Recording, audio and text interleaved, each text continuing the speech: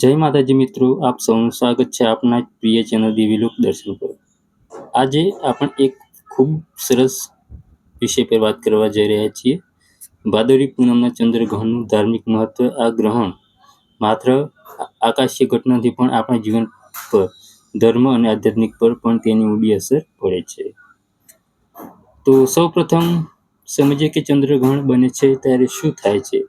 જ્યારે પૃથ્વી, સૂર્ય અને ચંદ્ર એક સીધી રેખામાં આવી જાય છે અને પૃથ્વી ચંદ્ર પર પોતાની છાયા પડે છે ત્યારે ચંદ્રગ્રહણ બને છે. આ એક કુદરતી ઘટના છે, પરંતુ ભારતીય સંસ્કૃતિમાં તેને માત્ર વિજ્ઞાનથી જ નહીં, પરંતુ આધ્યાત્મિકતા અને ધાર્મિક દ્રષ્ટિએ પણ ખૂબ મહત્વ આપવામાં આવ્યું છે.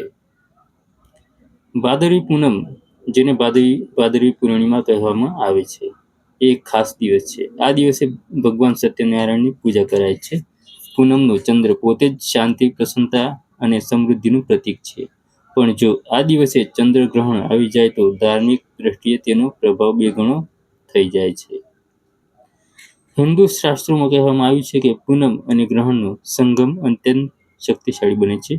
એક તરફ આકાશીય શક્તિઓ સક્રિય થાય છે, તો બીજી તરફ આધ્યાત્મિક રીતે જપ, તપ અને દાન પુણ્ય કરનારને અનેક ગણું ફળ મળે છે. ગ્રહણના સમયે ધાર્મિક માન્યતાઓ. ગ્રહણના સમયે ઘણા નિયમો અને પરંપરાઓ છે. સૂત્રો અનુસાર ગ્રહણ દરમિયાન ખાવા પીવાનું ટાળવું જોઈએ. ધાર્મિક પુસ્તકોમાં લખાયું છે કે ગ્રહણ સમયે કરેલું ધ્યાન, જપ અને પાઠ સામાન્ય દિવસ કરતાં હજારો ગણો વધારે ફળ આપે છે.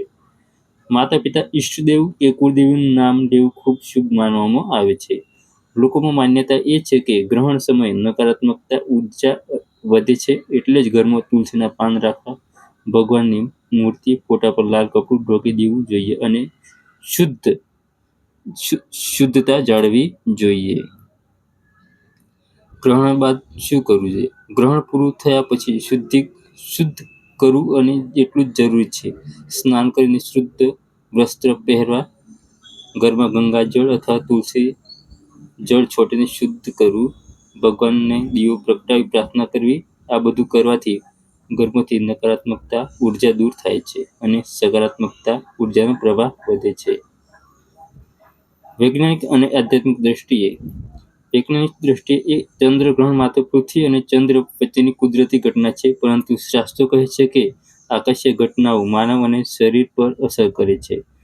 ચંદ્ર આપણા મનમાં અને ભાવનાઓનો કારક છે, એટલે જ ગ્રહણ સમયે મન પર અશાંતિ કે ચિંતા વધી શકે છે. આ કારણે જ ધ્યાન, પ્રાર્થના અને મંત્ર જપથી મનને શાંત રાખવાનો ઉપદેશ આપવામાં આવ્યો છે.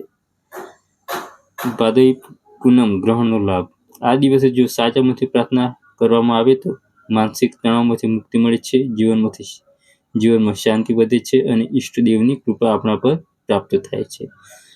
શાસ્ત્રોમાં તો સ્પષ્ટ લખ્યું છે કે ભાદરવી પૂનમના ચંદ્ર ગ્રહણ દરમિયાન થયેલું થોડું ઘણું સકારાત્મક કાર્ય અને ઘણું ફળ આપણને આપે છે.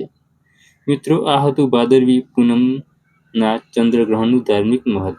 જો તમને આજની માહિતી ગમી હોય તો લાઈક અને શેર કરવાનું ભૂલશો નહીં.